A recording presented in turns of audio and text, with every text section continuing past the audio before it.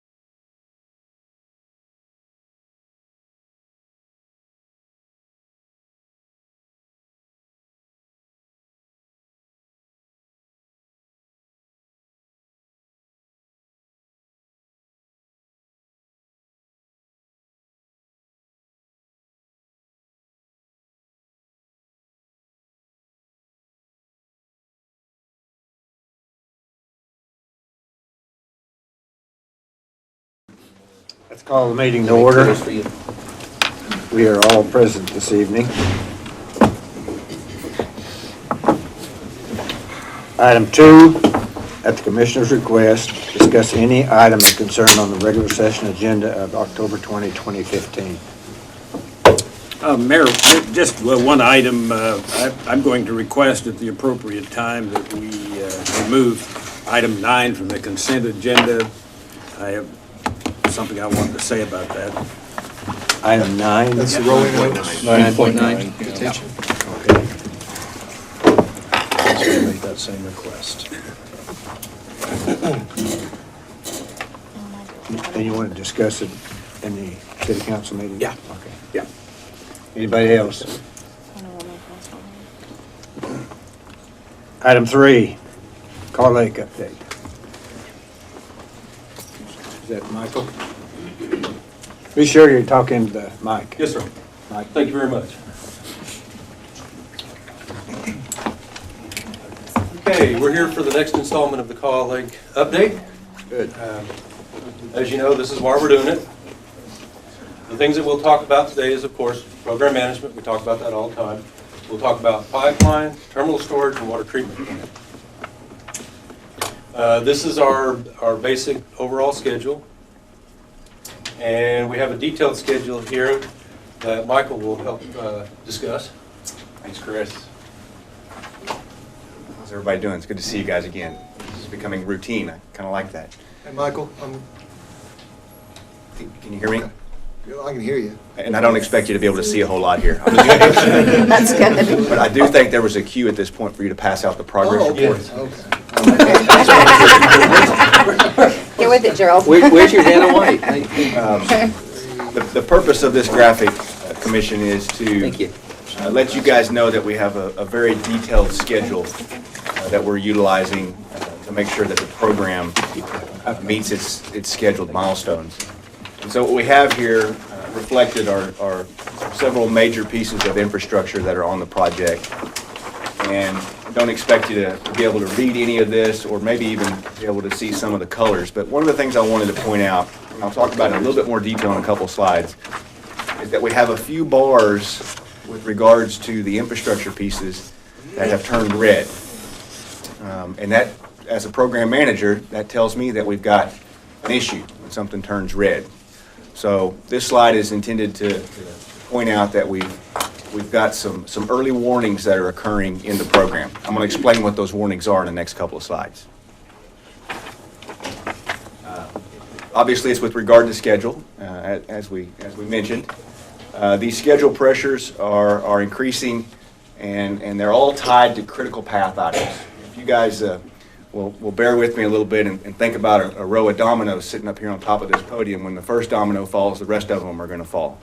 Well, that's kind of the way this program has to unfold as well. We have to get water from Call Reservoir, which I'm going to call point A, and then we have to find a place to put the water at the end of a pipeline, which is point B. And there's lots of dominoes in between that have to fall in sequence in order to keep this schedule on track. With regards to the intake location, we are still in the data gathering phase. We're relying heavily on the Army Corps of Engineers for that data.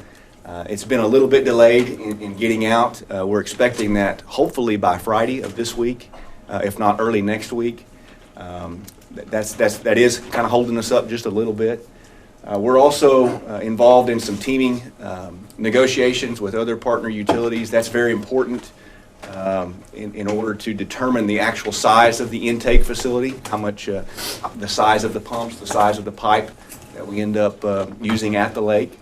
We've also been able to almost determine with finality that we have insufficient capacity within the existing intake that's already in Call Reservoir. That's an intake that's owned by the Call Reservoir Authority and utilized primarily by the City of Stillwater, but the City of Ponca City also has access to that intake. If you look at the numbers and the volume of water that Enid's going to need over the planning horizon for this program, there's just not enough capacity in that existing intake.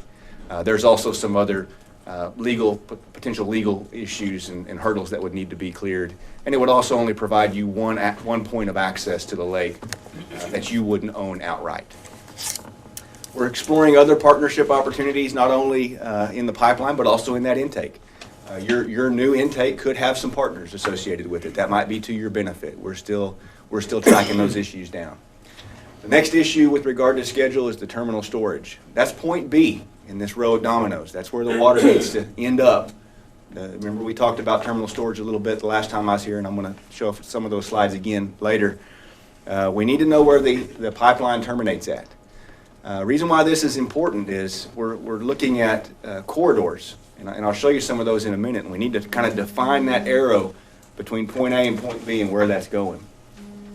The terminal storage location also somewhat dictates the next domino in line, and that's the water treatment plant. We want to utilize gravity from that terminal storage reservoir to gravity flow that water into the water treatment plant. All of these things are, as I mentioned, potentially impacting the pipeline route. So program impacts at this point: potential delay in the pipeline corridor study, which could cause this ripple effect that I mentioned in these other pieces of infrastructure. Don't be alarmed. There's no immediate schedule change required. This is just us This is just me being a program manager and my software telling me that we're not making the progress that we should make based on the amount of time that we've had on the project. We haven't missed any milestones, we haven't missed any deliverables. The program is not in jeopardy, but we're not utilizing enough resources at this point in the project yet, and it's because we're still kind of trying to define that point A and point B. Potential options are to move forward with the assumptions that we've made thus far, and in doing so, we're accepting some risk. What I mean by that, and let me, I'll explain that in a little bit more detail on the next slide. Another option is to increase the schedule until a decision is made, and I don't think we're there yet. We're not in any danger of doing that. These are the corridors. These are the planned corridors that we've identified so far. One corridor, the green line, if you can see those colors, is kind of a path of least resistance. Thank you, Chris. Kind of a path of least resistance line. Point A is here, an approximated point B somewhere over here. The purple line takes a jog to the south, gets almost down to 412, stays a little bit north of 412, and then comes straight west. This is the primary purpose for this jog south is to develop partnerships with other utilities in the area. The northern route, shown in yellow, basically parallels Highway 60, a little bit south of Highway 60, and again, that route is primarily chosen for the pure purpose of generating partnerships with other utilities. Point A and point B for Enid, the path of least resistance is usually a straight line. That would be the Enid option only. Some of the statistics on these pipeline corridors.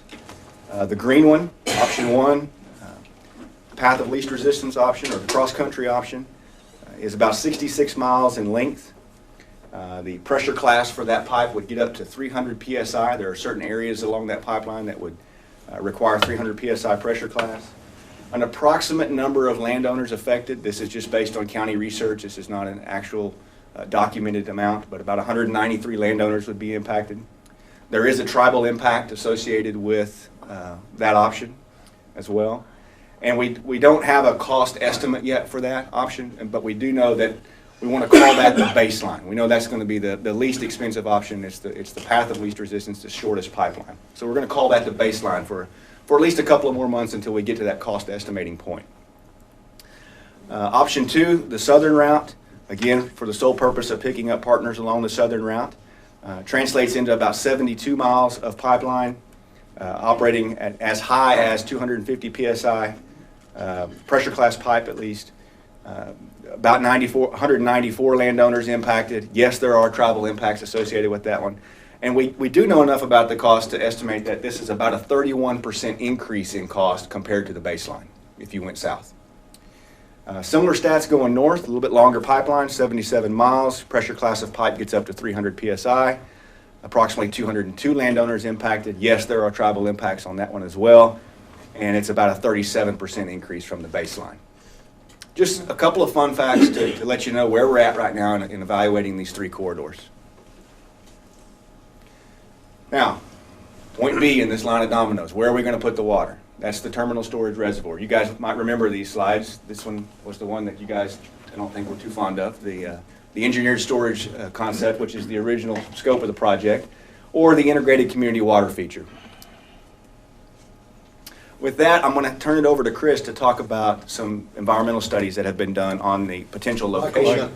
Yes. On that cost on the northern and southern version, it might be higher, but you're also picking up partners would maybe come back and benefit it back. That is correct. You know, when we Go back looked to at that slide. Yes, sir. Chris, please. I had the same question. when we looked at these, Keep going back to number which one? one forward, Forward. Forward. one more. This one. Okay. Go ahead, Nancy. Well, I just saying, well, those are higher, but you might get money back because you're partnering up with somebody. What is the possibility of that? That is correct. There is a possibility that we could partner with Stillwater for some of that line. But when you look at that, if we go this route, yes, we do partner with them and get some of that cost diverted and we share that cost, but there's no regionalization left in this. because this now becomes the Stillwater Enid line. Who talks to them about participating in the cost of the program?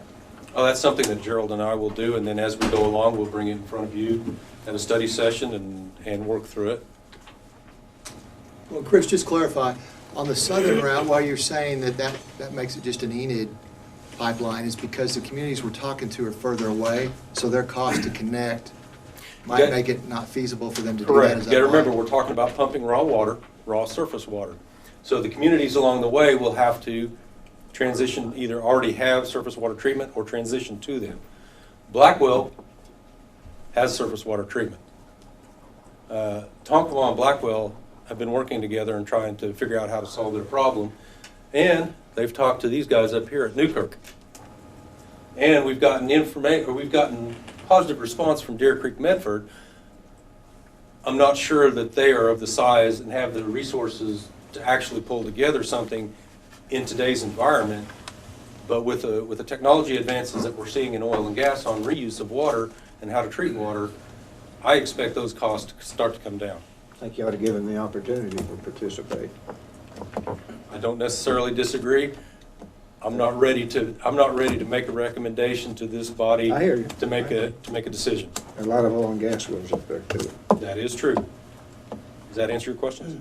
I've got one more. Go ahead, Aaron. I may be mistaken, but there was an issue with Stillwater last time in their actual need, or didn't they already have enough supply? What was the issue? Stillwater has water rights for 50 million a year day average. They've got a pipeline that more than satisfies their current need and projected needs. Their pipeline is a little on the older side, and they're interested in possibly upgrading that. The issue also is, like Michael had said, the intake structure is a single level intake structure. It's one of your more older intakes. You don't get to adjust where you pull your water in the lake to adjust for differences in turnover in the lake. So we think that there's the potential, to talk to Stillwater about seeing, and maybe these other communities, if they want to participate in some of the design and construction of the intake structure. But my first and foremost priority is keep this program on track and on schedule. We do what we can to help the others out, but if it's going to impact schedule and cost, I don't make that decision. So, but I'm not quite ready to come to you with a real. Well, I was just going to say, I was in that meeting with you, Chris, on Stillwater. I think Stillwater is very interested in playing, regardless, maybe the route and the intake structure, depending on what we do, because what he just said, their intake structure is functionally obsolete. Functionally obsolete. Still works for them, but I don't think you could get that design permitted out of DEQ now in today's environment. I have one more question. Okay.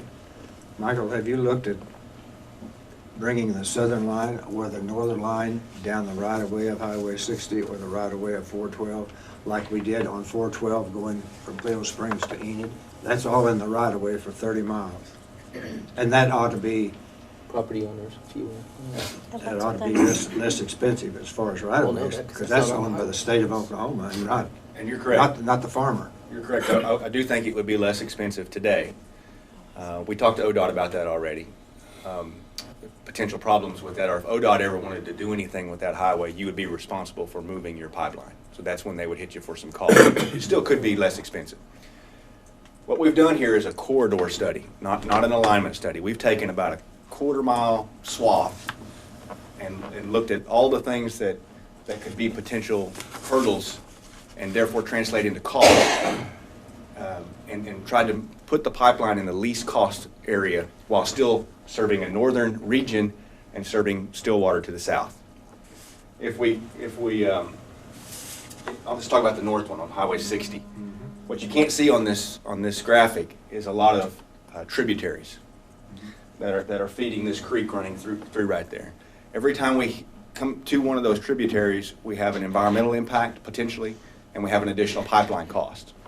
And so by shifting that south a little bit, we avoided some potential environmental cost associated with the program. On the purple line or on the green line? on the yellow line up here, the Yellow. one that was on Highway 60. Okay. Similar scenario on 412, although not necessarily tributary related. It was basically, once we got south to a point that was suitable for convenience for serving Stillwater, we just took the most direct route to the west. Now, our pipeline crews have looked at the cost of both. And right now, at this very early stage of the project, they think this is more cost effective than the using state of Oklahoma easement right of way on 412. It's very early in the project, but that's what we think at this point. Still yet to be confirmed. So more cost effective and not the risk. Guys, this is hot off the ODOT. presses. This came out Wednesday, so you're seeing this real early. Well, I'm sorry, got it. Councilmember. We want to see it every month. No. So it could be, despite the right of way acquisition, less expensive than operating the ODOT right of way. That's the part I'm not. That seems like an awful lot of property to acquire an easement across, and I know what an easement costs for an oil and gas pipeline, and we're not going to get any It's just- great deals. So I mean, does ODOT? What's the cost of building in the ODOT right of way? Minimal compared to the land acquisition cost. You're correct. But overall, when you talk about moving this pipeline about 6 miles further south, the pipeline is so large, there's an increased construction Got it. cost. Okay, that's So the that answer. additional Okay. construction cost, Is that much more than the right of way it's acquisition? close. Pretty It's close. close at this point in the program. We And haven't these are got real early, No, stay with it. Sure. big broad numbers. Okay, that's one. Get I can assure you that if let's just pick on the southern route, let's continue to talk about it. I can assure you that if it's more cost effective to use ODOT right away, that's where that line will end up being reflected. Got it. Thank you. Okay. Okay, last time we talked about starting an environmental assessment on the Norse facility. We've gotten that. Basically, that's our due diligence before we make a decision to purchase it. Zooming in a little bit better. The results of that were not positive when it comes to utilization for building a terminal storage unit. Some of the key things to notice is an oil transfer station. And there are these, 7 monitoring wells on the north side of the creek as a result of a contamination plume, underground contamination plume from ADM. That's a pretty big hurdle to overcome. You compound that with pipeline crossing. Right here is the sweet spot for us. So, one of Jimmy's guys did the assessment for us. Their recommendation was, Run. well, no, it wasn't run. It was, You could put a, this you could put an ADM above contamination pool right there plume. in the middle. It's been recognized as a environmental condition, What does It's what does starting- that mean? a recognized environmental condition. The plume. Oh, a plume? A plume is a chemical contaminant in the groundwater, underground, that is starting to drift Migrate. and migrate. Oh. Wouldn't you say, Jimmy? Yeah, this was old, they used to use it to keep the bugs out of the grain in the old fertilizer buildings, where it leached down into the Agent soil Orange. and ended up in the groundwater.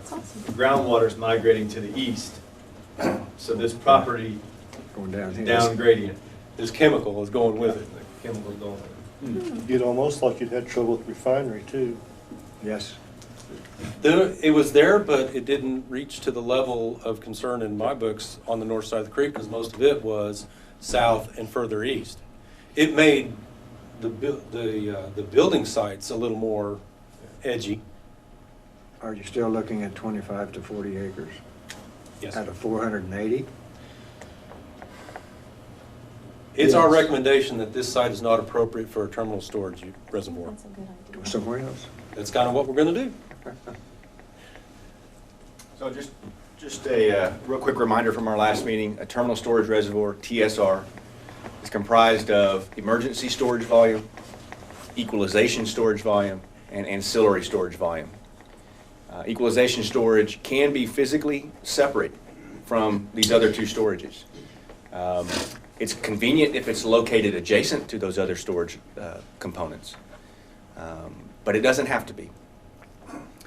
The key thing with regards to equalization is we want to secure that storage. That's the water that's going to the water treatment plant first, and we'd like to protect that with some site security. We'd like to prevent degradation in water quality at that equalization site. And so that's kind of the most paramount importance for the separation of equalization storage from the other two storage components. And right now, based on the planning horizon and the volume of flows necessary, the anticipated footprint for that equalization storage is about 15 to 20 acres. Emergency and ancillary storage. The emergency storage, again, reminder, is just in case we lose the pipeline for some reason, a break, failure, we can pull off this emergency stored volume into the plant. Anticipated footprint for that is 25 to 40 acres, and that can certainly be a part of an integrated water feature. Does that have to, how close does that have to be to Enid? That's a cost question. The closer it is, the less cost it is to move it to the equalization storage, because it comes from emergency storage through equalization storage, then to the water treatment plant. So the further away it is, we'd have to pump it again. We just pumped it from Call. Now we have to pump it again. So the closer they are, that's why I said ideally they'd be together. The closer they are, the more economical it is to operate. Are you talking about 60 acres then instead of 40? That's actually, you mean total? Is it 40, 25 Yes, and 40 it- included in the 15? No, it's two different. No, it's two different We're talking about sizes. 60 acres. Yes, plus whatever property you need around it to do whatever other things need to be done. If we're talking about ancillary uses, like say an integrated water feature, then we're going to need a little more property. So you really do need, you know, A fair amount of land. Probably 80 the acres. footprint starts to get pretty big. Yes, sir, absolutely. I'd just point out too that in an emergency storage scenario, that integrated water feature would not be secured water. It would be accessed by the public, and then the potential for water quality degradation would occur as well. And so we would have to prepare for that in the treatment plant design to anticipate that change in water quality. Because it'd be a little different water than what we got from Call. But we are, I mean, Caw is, It's already one of the, it's a lake too. I mean, Caw is a utilized water source. It's not a protected water source. So what's the, Magnitude of volume? okay, got it. That's an answer. So with the Norse update that you just got, we started looking at some other locations.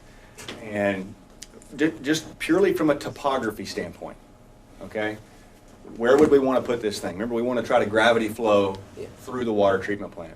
Well, from a topography standpoint, if we're going to pump from Call, we might as well pump to the high point in town so that we can utilize gravity from that point forward. It's the highest point in town. Do what there? The landfill is the highest point in town. Might be a few environmental That was the concerns there concern. too. That might not work. Sorry. So we just kind of, at this point, very early in the program, we just kind of said, hey, let's start paying a little bit more attention to this area of town as a potential location for the terminal storage reservoir. And when you do that, then it starts making a little bit more sense that, hey, maybe the water treatment plant needs to be over here on this side of town. Because we can facilitate gravity flow, for one. I've kind of hammered that tonight. But here's another thing that you haven't heard yet. One of the things that can help reduce cost in the siting of this water treatment plant is how closely it is coupled with your existing water supply infrastructure. All your water right now comes in from the west. Think about it like arteries in your body. Those main arteries are coming into town from the west. If we can get into those main arteries quickly, then that's cost effective. And The so majority of the water is going east. that's right. Once it gets into town. Yes. So, just for tonight, we would like to start looking at these two areas. I think we just skip that. Yeah, okay. So now we're down to the recommendation portion of this, which is, Change. you know, the north side's got a lot of good things that's happening to it. It's got a lot of potential. It's just not what we would recommend for this application. So we're going to move on. We are going to proceed with physically separating our equalization storage and our emergency storage. We're going to proceed with looking at locating the plant over by Plant 2 and locating the terminal storage north of it in the northwest part of the town. Plant Cool. 2 being west of OBA. Yes. Okay? Ben, you had a question?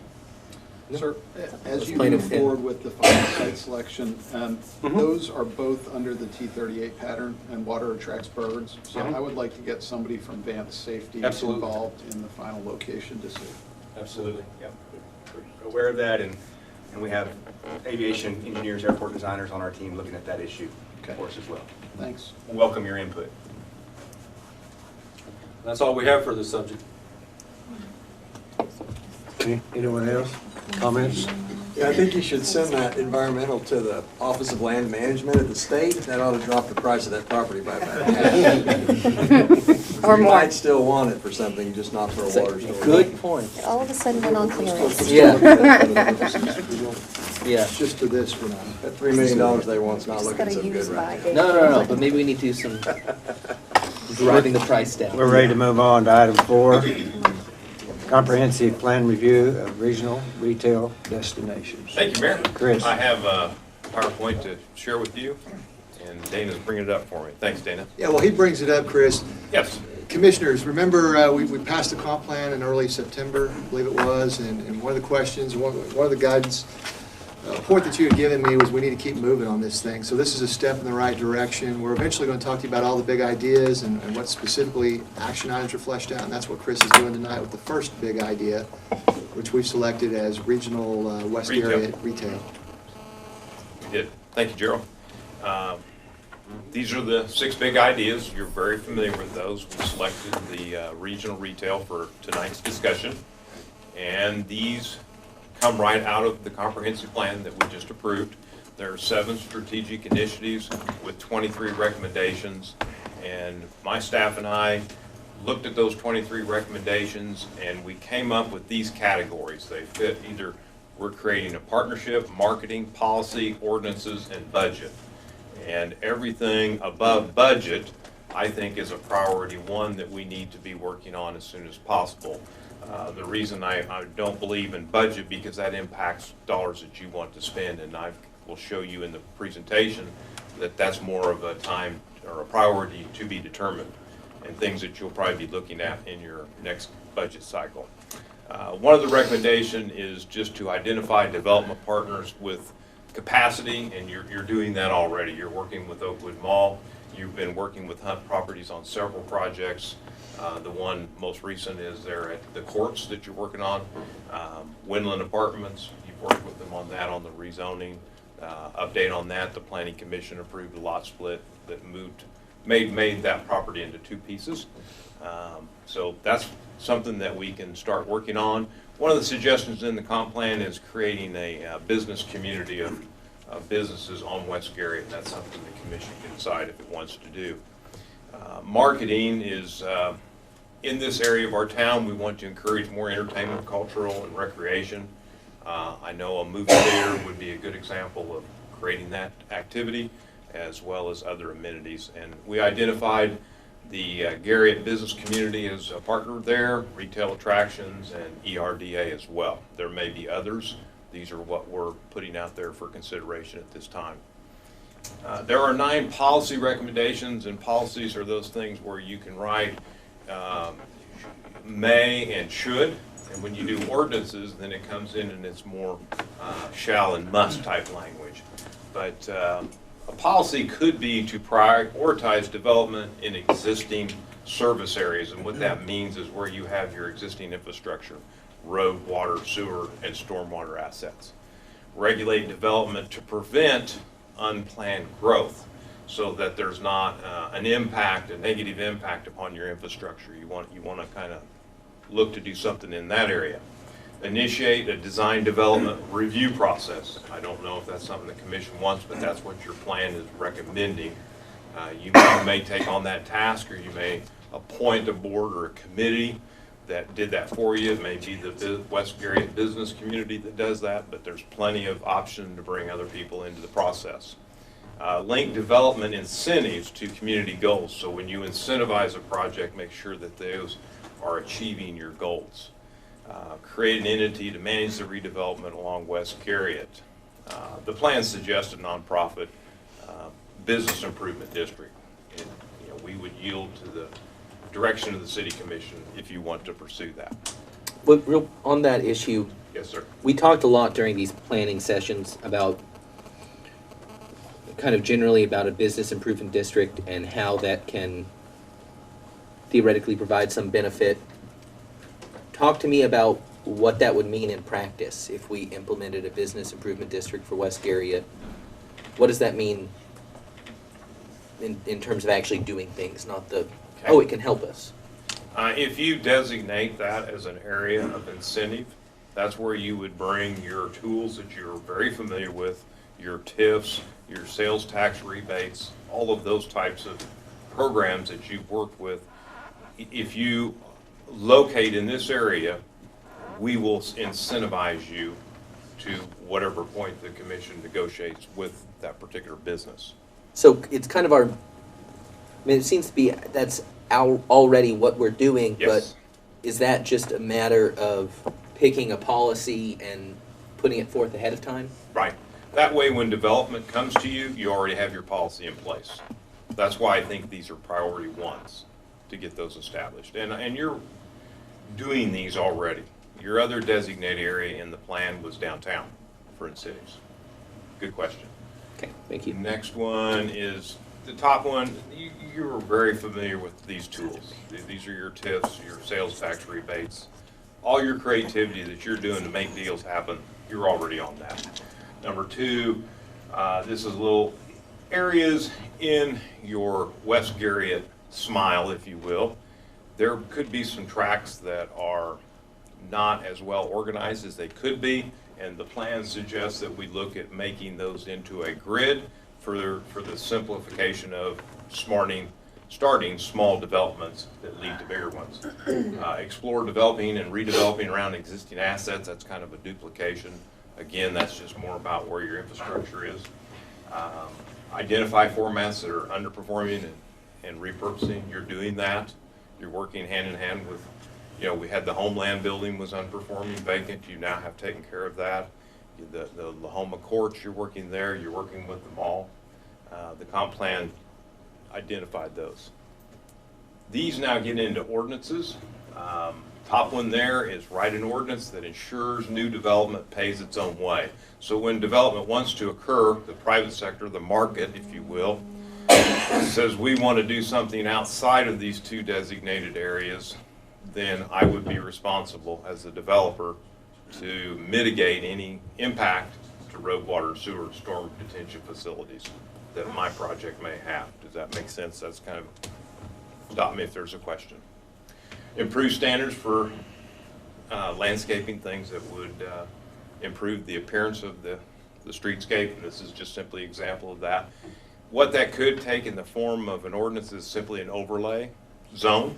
In this area, we want to elevate that standard. You may not want to do that citywide, but you target where you want that emphasis to be. We want to look at our zoning ordinances to encourage that multifamily can happen there. That's a key to doing these destination centers, is people want to live, work, shop, dine, and entertain basically in the same area. The next one, we also want to incorporate offices and then more zoning down there. I'm working with Guernsey. That's still part of their contract. We have adopted the plan, but we are still working with them as our consultant in developing our zoning. And so there's a lot of redundancy here in looking at our zoning ordinance to ensure that we have mixed uses that can occur. Chris, before you move on. Yes. You say improve standards for landscaping. Do we have landscaping standards? We do. I would say that they're minimal as far as achieving maybe the aesthetics that the commission wants. What document would those be in?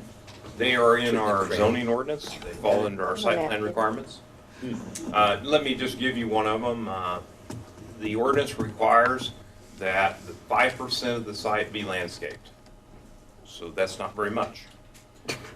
But it doesn't stipulate does it say what type of landscaping? No, it says something green. Yeah, trees, bushes, grass, that type of thing. Singular. 75% of the 5% we direct towards the street. So the concept is you must landscape some of your property and you enhance that, or you move 75% of that requirement along the street to improve that. Okay. Okay. It's not grass though, is it? It doesn't include It could be a grass. combination of trees, grass, and shrubs. In our parking lots, we kind of say a tree every 35 feet. I'd like to see that. I don't know that that gets you good design in the end. I think you want a little more flexibility. You want to have a standard. This could be a great example if you had a West Garriott Business Community Review and somebody put forth the landscape plan and they could say, yes, this fits in the vision of what we're doing here, or no, it does not. Does that make sense? Sometimes zoning ordinances are quantifying setbacks, building heights, areas, number of trees, number of bushes. I can tell you that that does not end in good design. And I'll give you an example of our sign ordinance that is typically the same way. Prairie View Elementary, brand new school, built there on Willow. King Corbin, the architect, designed an outstanding freestanding low wall sign for that school. It did not comply with our ordinance. So there's an example. Just following the numerical numbers of a landscape or a sign ordinance does not always ensure that you have quality design. So you're suggesting we can get away from that by setting up region or area-based? Performance-based palette of choices to where developers can pick where they want to do, but overall, we get the quality we're after. That's what I'm working with Guernsey, our comp plan author, to develop that. So how do we describe, we want it to look good and attractive and we need teeth in it to ensure that happens without numerical stuff? Well, we could, for example, design it, much the same concept of the sanitary sewer line that you're extending west with the capital recovery. There's some expectation to get that cost back on that particular project. We could design the corridor, and then when business comes in, here's what you do. Does that make sense? And then you would have total control of what that would look like. I've seen areas where clearly that was implemented. I mean, Yeah, there's and some- then you could say your cost of developing this is X, and we collect that dollars, and then we do the project. So there's different ways to achieve that. Okay? And we'll be presented those different options as we go forward. I'm working with Guernsey to bring Thank those you. back to you. Now I'm into budget, and these are things that cost money. And this is where the commission will make its decision. Improve infrastructure and develop individual pieces over time. So what that means is we need to analyze what our existing water system is. I know there's an issue in our sewer. We talked with you, Chris Gudinski did a budget last year. Overflow sewer relief line, I may not be using the right words, next to Oakwood Mall. That did not get budgeted, but it'll be back to do that, because as we increase development in that basin, we need to address a shortage in our sanitary sewer system. So that's what that top one's talking about, is we need to analyze the area that you designate. Where does our road system need improvements? Where does our water distribution and sanitary sewer systems need to be improved? And then we incrementally make those adjustments. And then you, through your policies, you guide design to happen in those areas where you've made those investments. Number two, connect destination developments with streetscape improvements. You know, that's more of, this is what we look like today, this is what we are. If you want to achieve this, we need to get that in our policies and our ordinances and drive that to happen. Create gateway from West Garriott to Denton. That's more like, you know, some kind of a feature, a column, something that identifies that this is a gateway into your West Garriott retail, both from the east and the west. Excuse me, is that bottom picture, there are no electrical lines visible, are there? No, but we do have a light. I wonder Yep. how they did that. Cost millions of dollars. It does. The plan calls for improving bike routes, pedestrian. The commission is doing good work in their sidewalk ordinance. We may need to designate where those are and apply dollars in significant areas to make that happen. Incorporate public amenities, plaza and art. That may be kind of in an ordinance as well, that when you do a significant project, we want to see you, as a part of that, have plaza and art. And then connect underutilized spaces with economic development incentives. So here again, that's where you bring in your suite of incentives to make things happen. My last slide is just to get your comments. and then I'm finished. So we kind of need to know the direction. If you agree with staff's assessment of the priorities, then we can begin to work on some of those policies and ordinances for you to consider. We are also moving forward and looking at the other 6 big ideas, and we'll be bringing those to you as well. We thought this one was large enough that we brought it to you individually. I think downtown, when we do that, is a big by itself. But I may be able to bring some of the others, the green and industrial, do a couple of those that are not quite as big. So what do you think? What are your thoughts? Well, My thought is, given the activity along West Garrett now and all the projects we're working on, that I'd move this to number 2. I'd put the downtown work first. Okay. Frank, myself, because I don't think we really know what kind of business development districts and things that we're gonna want along West Garrett when the whole landscape's gonna change in the next 18 months. So I'd like to see us move downtown. Everybody else thinks, but to me, that's the critical set of ordinances and changes we need to make. Well, I agree with that. I have that presentation ready. The So I other- can bring that back. My only concern, I tend to agree with you, and part of the whole nature of our comp plan retail from the beginning, my gripe's always been, this is the one we have the absolute least control over. Because it doesn't matter what the actual plan is, when we're trying to get these retailers to come to town, they're steering the ship. On the other hand, if we do, as all this movement happens, I hope quickly, I hope soon, if we do want to see anything cohesive occur long-term there, we gotta do it now. Because if we wait and try to tackle this in 6 months, then it may just simply be too late. So I think we need to make the decision quick on whether we want to try to apply some order to West Garriott, or whether we want to accept that chaos is the name of retail development and just go along for the ride. And I kind of could go either way on that. I see some benefit either, direction. In my mind, what I'd like to see is maybe that idea of a bid a little more flushed out in terms of policy. Because if we want to apply any kind of overlays to West Garriott, we got to do it, or we're going to lose the shot. Yeah, that's true. I tend to go with the West Garrett, because in the next 5 to 10 years, that's where we're gonna generate our sales tax revenue. We're gonna generate more revenue there than we will with retail in the downtown area. I think they're both important. To me, that's a higher priority 5 to 10 years from now. I think that we're gonna have to simultaneously think about both of them. Good point. Me too. Because we can't drop one while we focus on the other one, because there's big things happening in both of those areas. We've spent so much time on downtown, I hate to just walk away from it and go, okay, now we're gonna go do this. We can't do that. I think we have to juggle all of it simultaneously. I think we're big enough to do Really, both. I think, yeah. If I had to prioritize. I mean, I agree, if we're gonna make this a priority, we are gonna have to set some order there. I mean, We gotta do it it's gonna quick. be crazy. But I think that, we do have a lot of stuff going on downtown too, especially if we're gonna start encouraging housing and all that stuff. We're Do gonna you have to have- get some things in order Do down there. does Guernsey or can you track it down from someone else, like a white paper on the structural options for retail overlay? I mean, I feel like we've been talking about these terms, overlay don't know what district, they business improvement district. We've been talking about these terms a lot, but maybe this is a really good option, but I don't know what I'm talking about. I really love. We'll bring them to you. I like the Yeah. thick wordy stuff. Give me something You to have read. plenty of overlay already within the city. Right, but I'd like to know, because this wasn't in the comp plan, the No. nuts and bolts, the information, what can we do with it? The nuts and bolts are very wide and big. There are different kinds of bids.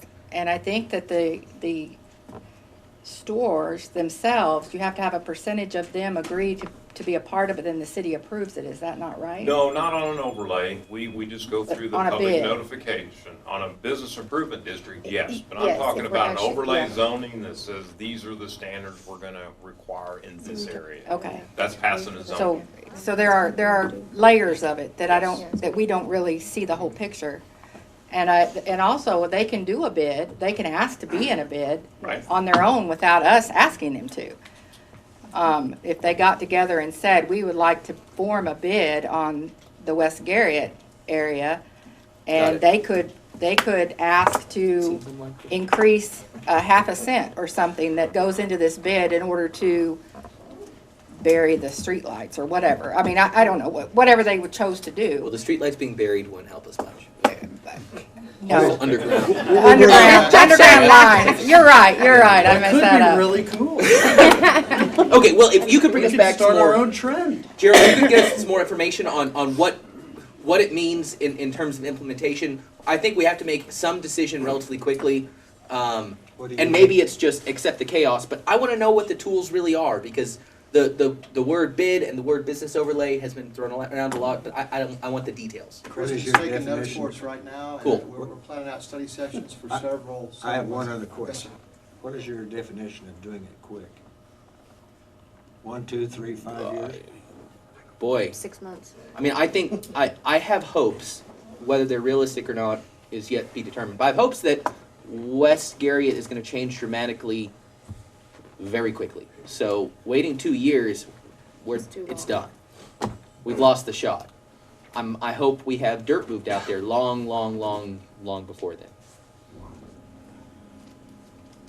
That's all I got. Agreed. But yeah, this doesn't need to happen in a study session. We don't need someone to come study session and lecture. Send me some reading. Yeah. We will load you up. You have something that's time sensitive?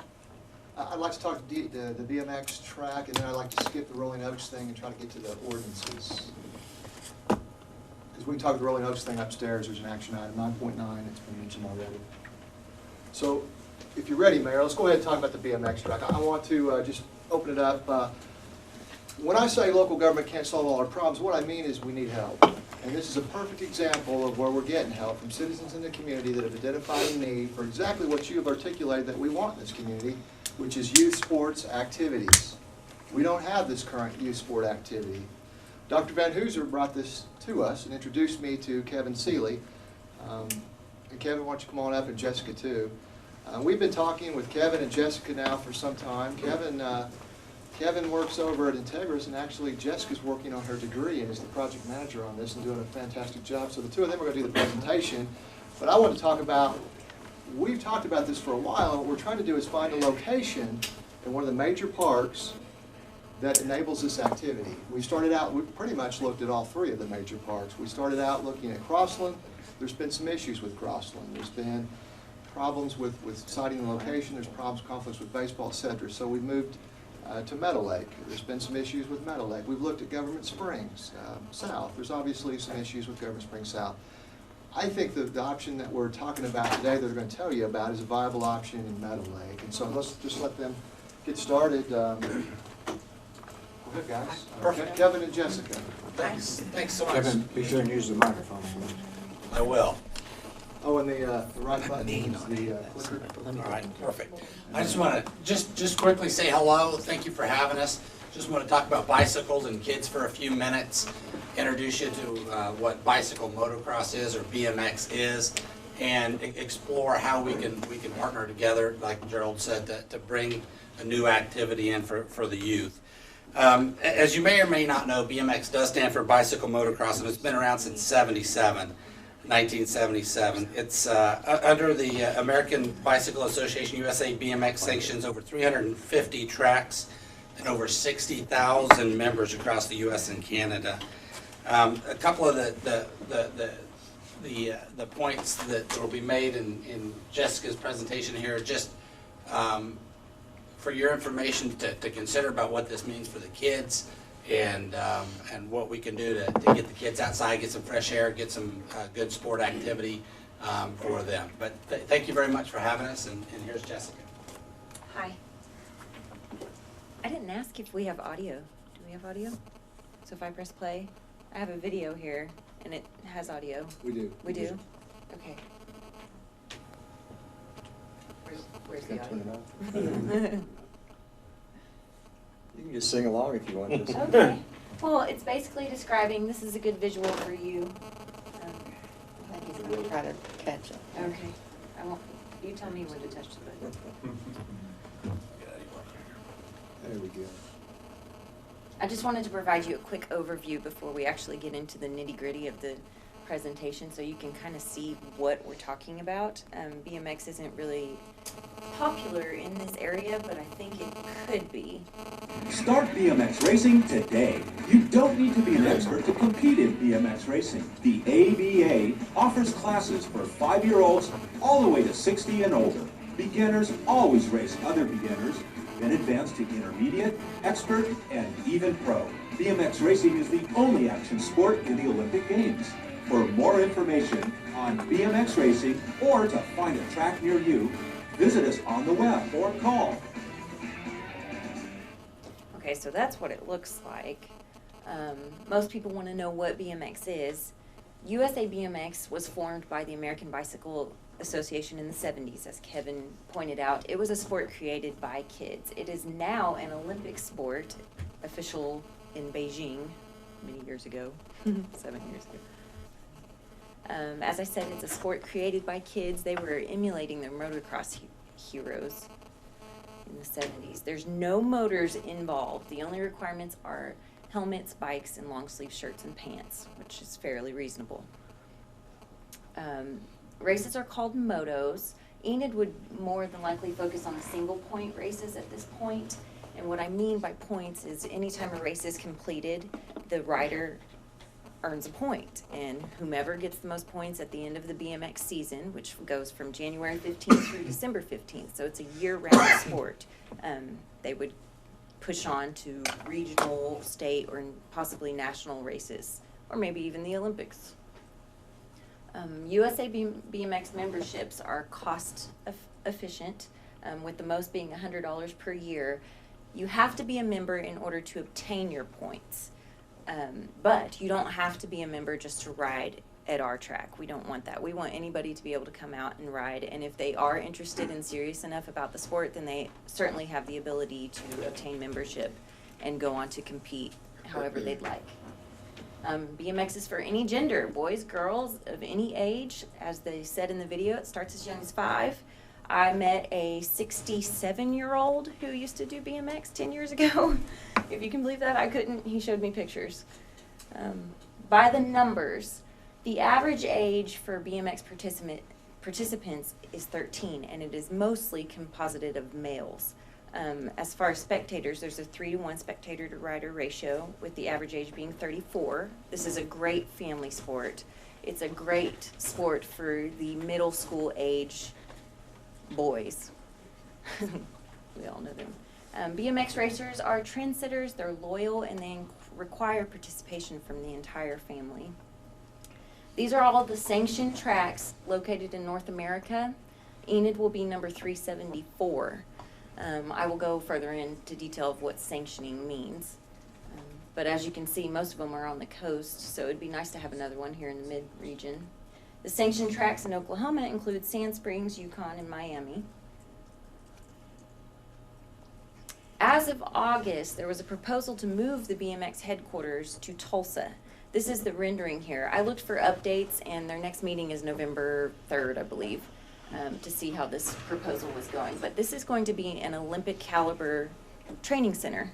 So the Olympians will train in Tulsa, right next door. There'll also be a BMX Hall of Fame museum right here, and the BMX headquarter administrative offices will also be in Tulsa. This is about I think they said a 45-acre plot. So why should we bring it to Enid? It's an attraction sport. It should increase local sales tax and hotel stays, tourism, involvement with community and youth, children, family. Enid BMX, our mission statement is to promote a healthy and active lifestyle, cultivate leadership and recognize achievement, and to teach our youth civic values. This is our projected operating income for the first year and maybe the first 2 or 3 years. Race fees will be $20 per race. There's usually one race a week, weather permitting, and then practice fees are $4 to practice 2 hours once a week. Sand Springs does it on Wednesdays. We can pick a day. We can even do it twice a week if we want to. This is just kind of general. Enid BMX's operating expenses will include soil treatment 3 times a year. The soil has to be a certain consistency so riders don't fall and so it doesn't blow away with the Oklahoma wind. We'll also need equipment rental to do the soil treatment, support staffing, and all that. It's $12,000. So that will leave us a nonprofit revenue of about $18,000. It is our hope that we will use the majority for track maintenance and improvements, and then we would like to give back to our youth by maybe if they do decide to obtain a membership because they'd like to compete, we would like to sponsor them for that. It's not much, $100 for one child to race all he wants every weekend. Also, long-term goals is educational scholarships we'd like to provide. That's a long-term goal, but hopefully that'll happen. So the big question is where? What we need is 2 to 5 acres. We also need adequate parking and restroom facilities in order for this to work, and we'd like it to be in a family-like atmosphere with playgrounds and such nature. The track also needs to be sanctioned by USA BMX. This will give us insurance. It includes a $5 million per occurrence liability in which the city would also be covered as the landowner. It also includes medical secondary coverage and accident secondary coverage. And in order for the riders to obtain their points every race, we have to be a sanctioned track. There's certain requirements that we have to do as far as how many turns and bumps and stuff we have in our tracks in order to be sanctioned as well. This is our proposal to the city of Enid. This is Meadow Lake South. That dirt pit is no longer a dirt pit. It's the electronic playground. So we're looking west of that in that big open land. That's the one-way street that you can turn on off of Garriott. The restrooms are on the other side of the tennis courts. And that red plot right there is set out to be a splash pad if that were to happen in the future. We think this section has adequate parking. It's close to a park for younger kids who aren't racing at the time to play. It's close to restrooms. It's got the lake. It's pretty. It's got the train that runs around. You know, it's a good place for it. It's at a good location as far as traffic. People that are racing in Yukon on Saturday can shoot up 81 that night and race at Enid if they need to. Or it's close enough off of 412. People coming from Sand Springs can also race in Enid that same weekend and acquire more points. This is an example of what we are kind of envisioning for the Enid track, although I do want to tell you the lawn care is not that great in this example. We hope to have better lawn care. I also want to point out we would like to have a paved starting hill. This is what the starting gate looks like. There's 8 lanes. It starts out with 8 riders per race and a paved starting hill, and it'll turn to dirt, but this will kind of give you both. Oh, I didn't plan for that. That doesn't normally happen. Sorry. If you can tilt your head. There's one turn, and there's the other turn. And then bump, bump, bump, bump. And there's the third turn. This is a sanctioned track. And that was the finish line. That's kind of weird. I'm sorry. I didn't do that. So our startup costs. We are asking the city to provide us the dirt, the water, and the equipment to move the dirt around, as well as bleachers. These would all be provided in kind. It sounds like you all have a lot going on to where you can accumulate dirt, and so we would be a good dumping ground. We don't need to build under. There's no reason for us to dig. We just need dirt piled on top of dirt. So that makes it kind of easy for all of us, I think. The organization will provide the track design team, will provide the starting gate system, the announcing tower, any sort of web design and operating staff. Y'all don't have to worry about that. In future requests would be more dirt and hopefully electricity or lighting for night races one day, if that can be a possibility, one day. So the big question is, when can we start? Our next steps are to obtain a lease agreement and to apply for sanctioning with USA BMX, and then we can bring in the dirt. We would like to get this started by January 15th so we can start a new BMX year. I understand that that's right around the corner. However, there's not a lot of stuff that go into it, thankfully. The track design team is very upfront. They're very forthcoming. They're ready. They're excited. They will fly someone out here. They will tell people where to push dirt, and they will make sure that it aligns with sanctioning agreement. And this is our logo. we'd like to represent the city, and I think we did a very good job. Riley Jansen down at the Felt Bird did this for us, and he did a great job, I think. He really kept the integrity of the city, but I think he gave it kind of the gritty look for BMX as well. Do any of you have any questions? You came and presented to the park board a little while ago, and we saw a similar presentation. Yes. The park board, by the way, on the whole, was very positive, except for the location. At that point, you were still looking at Crossland, and the park board said, go to Government Springs South. You have all the room, you have all the parking, you have the bathrooms, you have electricity, and it's the only place with really enough room. I still think that makes a lot more sense. I mean, you say that you need 2 to 5 acres. The area of your little blue circle is reflected as 1.66 acres. It's not enough room. And I understand, I mean, here's my concern. Government Springs South is a great location to do something new. And we have some sports facilities there, and we have parking and bathrooms, and it's on 412, and you have a big gas station for people coming in off town. I agree with and you have a hotel, and I like Government Springs South. I think in the future, if we could get it spruced up, that would be great, because most BMX tracks have asphalt berms, turns. Asphalt, I mean, it's a permanent thing. I think if we could utilize the area where the football fields are located, more so than back near the jail, that would be better as far as creating a family-like atmosphere. well, I mean, let's not There's get hung up in the families there jail. We now. have 2 or 3 baseball fields, the football fields, All the and we girls just play there. ripped out 2 fields. I mean, we just finished ripping out. It's a really nice, big, clear, defined space that you could have all the space you want on. I agree with that. Why I doesn't think that? it Why would- isn't that your choice then? I mean, don't get hung up at the jail. I talked to Jerry It's not Niles about your necessarily project. the jail and Jerry thinks there's no specifically. It's safety also concern. the maintenance of the park. It really needs a good overhaul. And it's my understanding that you all aren't ready for that expense yet. And Well, but just you the could be the street, beginning. we could be the beginning. I would love to be a part of it. I really would. I think that would be an excellent location, right down 412, right across from the hospital. I think if we could put this big sign right there, that would be great. I don't think now is the best idea. I think it would need to be improved first, especially if it's not just for Enid. We're attracting people from Wichita, from Amarillo, Mhm. from Colorado. I mean, do you really want them turning off 412 down that Yes. road, being surrounded by kind of, the picnic tables are dilapidated. There's a lot. Well, I mean, I actually imagine the entrance being at 10th Street. Okay. Or not, what's the road between 10th Street and the lower park where, is that actually 9th Street? That the ball comes in fields. to the ball fields. I mean, there's access from all the ball field access. Okay. Here's my other concern.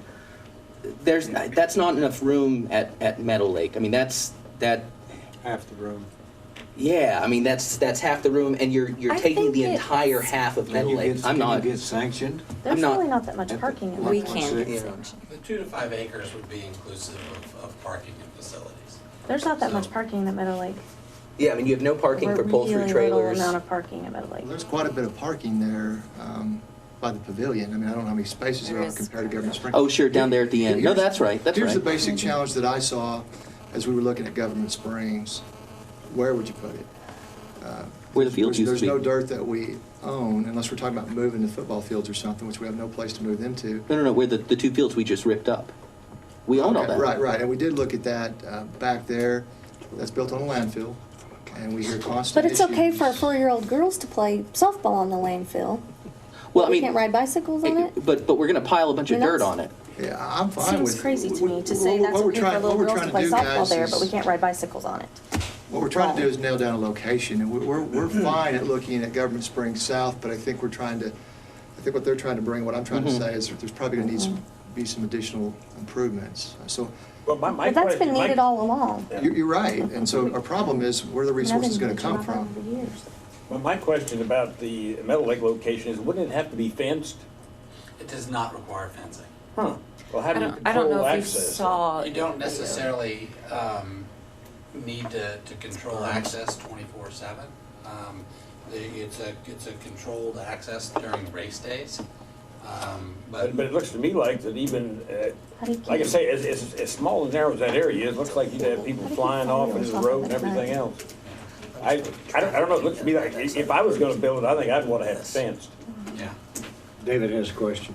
Would it, given that it's relatively inexpensive just to move the dirt around and rearrange it, would it be reasonable to start out at this location and give it a couple of years to build it up, see how successful it is, and then by that time, if we need more space, we move it over to Government Springs in a bigger area? That would be my suggestion. Not much cost there really, There right? are very few things going into this that have any permanence to them whatsoever. David, that would be a great problem to have. Yeah, we could kind of give it, just see how it goes. I think it's gonna be very successful. Personally, I think there'll be a lot of local activity, and then there'll be some people that come in, just like our ball tournaments for it. But if that spot would work and be the easiest for a starting point, I too have heard a lot of complaints about the Government Springs South area, or Meadow. What complaint? Oh, the Meadow Lake South? No, the Government Springs South What area. complaints? Just the same thing, it's kind of run But it's down. crappy. I've got a guy at the hospital who complains to me daily about the stickers when he plays football over there. It's just not well The kept. parking lot is The pathetic. parking to me would be a problem. Well, but I mean, parking, getting in and out of Meadow Lake South, have you ever tried to get out of Meadow Lake South when it's busy? I mean, it's a mess. The parking there is on a Saturday. Yeah, is or when crazy. when there's something Or else when going there's, on in that area. I was there for Yeah. we have a horseshoe group It's a mess. that uses that facility religiously, and which I don't get horseshoes and I never will, but I was there with my kids playing on the electric playground thing. Around a pole. And I got there before the horseshoe crew showed up, and then I was trying to get out, and I swear it took me like half an hour to get out of the parking when all these Guys, I mean, horseshoe we've crews. got- And that's- You're gonna have the same problem with Government Springs. well, but you're not, because at Government Springs South, you have It's called entrances 412, from, man. It's called Highway you will. 412. but you have 9th Street, 10th Street, 412. There's much more entrances. There's only one way into Meadow Lake Yeah. and one way out. You're stuck. And here, my problem with this is, if you want to be in Need a to control the family intersection. environment, I think putting this in the middle of Meadow Lake Park would run off every family that would come play there. I would not bring my kids to play at the park, on that part of the park, if that was there. Because I don't think that doesn't to me belong in the middle of a family park. Kids on bikes. Yeah, that's terrible. Not right in Yeah. the middle of the What do you park. do with that land when you go to the park with your kids? What was the big in challenge the at middle of Meadow Lake Crossland? I'm not sure what was the issue there? Crossland, Does we- that solve some of the concerns here if we went back to Crossland? Crossland, we initially looked at three locations. One, we looked at around the ball fields on the fringe. And I think we determined there might be some issues with space and distractions and some of the same things we talked about. I'd hoped that maybe Flying the dog baseball. park, south of the dog park would work out, but we had a problem with the pipeline. And the ultimate problem with it really wasn't the pipeline, it was the size. And then we looked at another place there just north of the south ball fields there. Again, a pipeline through there, but I think we determined that was gonna be too small, plus there was a trail. There's the going track through it. sidewalk. The paved sidewalk through there. And Yeah. go right In in the- the middle of the park. You know, okay, so I'm just gonna say this because it may come as a surprise to this table, but we don't have all answers, all right? This is an entity that is trying to work with the city. It's asking the city to build them a We park. can move their stuff later. It doesn't hurt a thing to go into Meadow Lake Park, I don't think it's a It good doesn't hurt location. anything to put it in Government Springs South either. but And it's it's a a better crappy final location. I mean, let them do what they want to do. The bathrooms at Government Springs South Okay, are listen, better I've than the listened bathrooms to at you. Meadow Thank Lake. you very much for letting me talk. But it's crazy to sit here and think that somebody's trying to do something good for the city, and all we do is stand here or sit here and tell them that their idea is We didn't say that. Yes, you did. No, Both we of you did not. did. We said You're that that's not absolutely the- acting that way. No, we're not. Yes, you No, did. we're not, Aaron, I'm and tired that's of it. bullshit to No, it's characterize it not. that way. Yes, it I'm is. tired of- Because I'm we tired of said it. that that's not the Thank you, I'm location that talking. we would pick. Well, I Thank am you. too, thank you. Okay, I take it cannot back. hear either one of you because you're both talking. I'm at the tired same of it because they are trying to do something good. It does not harm a darn thing for them to Either- go do it. It doesn't harm Thank it to you. do Just the a other place second. either, Aaron. All right, you talk. Go ahead. Because I- you're going to rebut everything I say, so go ahead and talk. No, either one, it has the space. First of all, Meadow Lake doesn't have the space they But that's request. not where they want to go. They don't want to go to Government Springs South. They want to go to Meadow Lake. Let's try it out. Let's give them a chance. We don't have all the answers. They've done more research. Let's give them a chance. I can tell you that the Girls Softball Association refuses, they don't want to do tournaments because they're so embarrassed. It's horrible. About I know. South If you Government remember, Springs. I'm the one that stood in front of the whole city and said how crappy that park was. I know, it's terrible. So why don't we take this opportunity to fix it and make it better and put something cool there? Because to me, this is not a let's put them in a crappy park. To me, this is an opportunity to make a park better. Oh, I think that's a great idea. By far. But that's not what I was hearing a minute ago. Let's put them in Meadow Lake, give them a chance to get started, and then as we make improvements to Government Springs, work with them and do something at that point. Well, But then we've ripped up Meadow Lake Park. That's what I'm suggesting. Let's do it temporarily. I don't think you've ripped up anything. You can move dirt around. How hard is that? well, if we wanna do something we're digging several holes out by Rolling Oaks. Sure. I mean, but Aaron, on the other hand, if we're getting behind the park, I mean, this isn't your ward. You know how bad it needs the help, and this is a really great opportunity to say, here's a great project that I love, and the city is going to get behind it, and we're going to get behind it. We're going to give you as much space as you want, and we're going to come in and we're going to make an improvement to this park that needs it, and we're not going to try to cram it in somewhere that I'd love the idea of something temporary, but how much can we rely on the next guy to go in and fix it? It's just not enough room at Meadow Lake. That's going to eat up the entire park. It's going to make parking a nightmare over there, and we've got a place. I understand it's not perfect, but Crossland wasn't perfect either. And if you could fit in Crossland, you'd be happy there. And I've been in the bathrooms at Crossland, and I've been at the bathrooms at Government Springs. I just drove by them on my way here, and they're not great. They're lousy all around. But at least at Meadow Lake South, you would literally have bathrooms a stone's throw away from your track. Government Springs. Sorry, you're right. Government Springs South, a stone's throw. The where we just pulled out those two baseball fields. You go down the hill off 9th Street. It dead ends. You hang a right, and there's a nice defined area where a track would look great. And the bathrooms that are there are literally there. I mean your site's all there. I know it's not perfect, but I think this would be squeezing something in at Meadow Lake, and we can do better for you. And let's partner with you and let's do it together as the Enid BMX and the city of Enid, and let's do it right the first time. Your way, though. No. Yeah. Well, Aaron, on the side Why that makes are you being sense. so combative? Because I'm in a pissy mood. Okay. So, but really, they come to us. They've done the research. They've researched all these parks, and this is their recommendation. What's so wrong with saying, God, this is a great project? It is Thanks, a great guys. project. I think that maybe I could trust you. It is a great project. And if it doesn't work, so what? They're asking us to build the park part. Did you see the list of stuff that Yeah. they want from us? Yeah, and it doesn't look like a lot to me. It's not a lot, but I think putting it in the park plan. Didn't we have a plan for something in Government Springs South to begin with because of the terrain of that area of the park? We did, and it's in our master park plan but that our it's city not for this. adopted. It's motorized or something? Are you It was talking about? for, it was not for this. Basically, the park plan said that it Use it doesn't for something deserve to like be a this. park. But No, it did not, Joan Riley. That is That is a lie. It did not say basically it did said. not deserve to be a park. I know that plan It wasn't back and worthy. forth. I know it back and forth It too, said and that it it did should not be say used that. for those words. It said it should be used for something with a different kind of terrain. We're getting ready to adjourn. I will tell you what it Thank you. accepted. I have one comment. Go ahead and finish. It said to make it an all-terrain, mountain bike type. Right. That's not mountain bike. That is completely different. These are races. Mayor, I have one comment to make. It'll be quick. Make it quick. Yes, sir. You're putting in a new venture. If you were putting in a new business, would you put that in Government Springs South with the hopes that it's just going to improve, or would you try to find a more attractive location? My opinion is, as any businessman would say, you want a more attractive location. They've done the research. Thank you. Great presentation. Had a couple of issues to it. We'd be happy We to like come to keep it back. lively. It's a good process.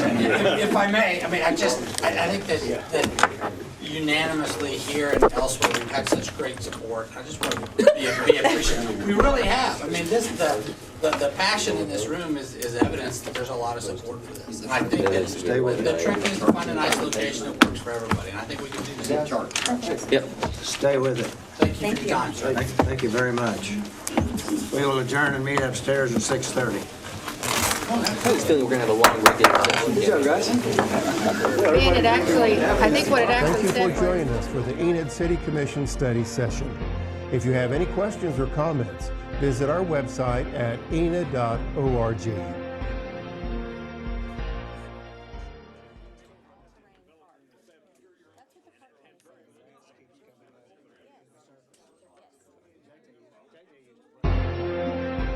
Thank you for joining us for the Enid City Commission study session. If you have any questions or comments, visit our website at enid.org.